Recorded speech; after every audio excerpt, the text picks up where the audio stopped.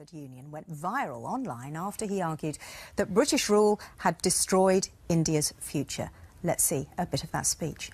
The fact is that India was already Britain's biggest cash cow, the world's biggest purchaser of British goods and exports, and the source of highly paid employment for British civil servants. We literally paid for our own oppression. We paid for our own oppression. Dr. Tharoor will be joining us very shortly for more on that. Is he right, though? Tommy has been to Liverpool, a port city which thrived on Britain's colonial growth, to find out what people there think.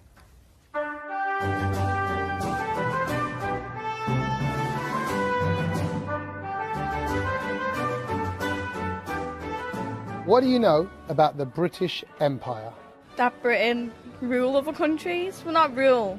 They, like, help rule other countries? They're sort of, like, involved in a lot of the countries around the world. The British Empire, it's a very imperialistic and in the past very arrogant situation. We used to have, like, Australia and India and all those other countries around there, but I don't really know that much about it. I believe that we brought a lot of freedom to people, a lot of opportunities to countries which probably didn't have them in the past. The Redcoats marched all over the world and plundered the place. They turned up in places like Africa and said, "We're here," and that was it. They ruled India at the time, yeah, in the 19th century and 18th century. When they did go there, they brought all the diamonds and everything down here, which Queen got at the moment. Are you proud of the British Empire and the fact that we ruled a big part of the world? Yeah, because it proves power. It proves that we are a powerful little country. Are you proud of the British Empire? Very much so, yes, yeah. I'm proud of being part of the UK, but English history I'm not that proud of, no. I think half the problems we've got today are to do with the history of the English, not the British, the English. Who's benefited? Us. We've gone and we've robbed natural resources such as gold, oil, diamonds, trees.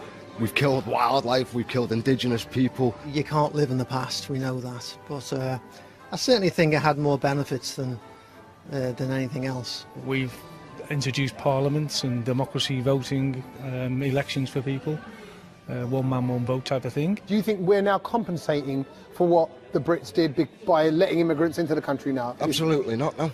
No, 2 million Indians fought for us in World War II, and people go on about the immigrants that come from India. If it wasn't for these people that came from these countries, we'd have lost. I think it's time now that we've got such an influence on the countries. It's sort of like, okay, well, we'll give back some of the stuff that we took from you, yeah. So they should compensate India, they should give it back now. Yeah, exactly, you know. It's been ages now. They should pay it with interest, as a matter of fact. I don't think you can compensate. How do you compensate something like that? I think we should learn our lessons. I would probably say to them, the past is the past and we're not responsible for the past. That we should all just now get on together. We should all get on together. The past is the past and we're not responsible for it. What are your thoughts at home? Do email us, text us, call or use social media to get in touch. Should Britain pay compensation to its former colonies? With interest, as that gentleman said. We're going to find out what our guests think in just a moment. First, though, let's hear from the man who suggested that, Dr. Sashi Tharoor, who joins us from Edinburgh this morning. Good morning to you, sir. Thank you very much for joining us. Good morning. Good to be with you. Your country, India, is tipped as a future superpower. Do you need Britain's money or apologies? Well, superpower is something else. I'm afraid we're still super poor. So it's a while before we can contemplate superpower status, and I'm not sure we should, but that's another debate.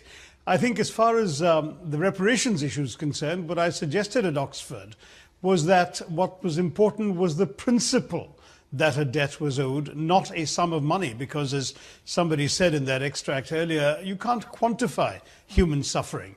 What you can do, of course, is to make a gesture, and I suggested £1 a year for each of the next 200 years to make up for the last 200. And what would that amount to in your sums? I mean, the point is, there have been calculations made by people, and they're impossible to fulfil. I mean, somebody has suggested a figure of £3.4 trillion sterling, and which is far larger than your economy and far larger than you would be able to pay over the next 200 years. So I think that sort of debate is pointless. And the kinds of things I was talking about, the depredations, the dramatic reduction of India's share of global GDP from 23% when the British came to 4% when the British left, the collapse of India's exports from 27% when the British came to 2% when the British left, all of these things, and then the loss of human lives, something like 15 to 29 million Indians died unnecessary deaths in man-made famines during British rule. And the fact is, you cannot put a price on all of this. Sure. So reparations in monetary terms is pointless, but the principle of atonement,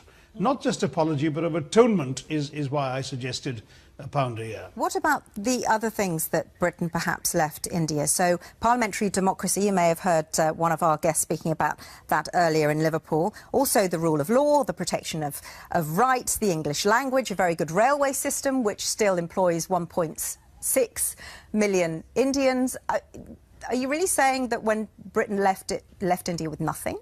No, but I am saying that Britain left India a lot worse off than it would have been without Britain.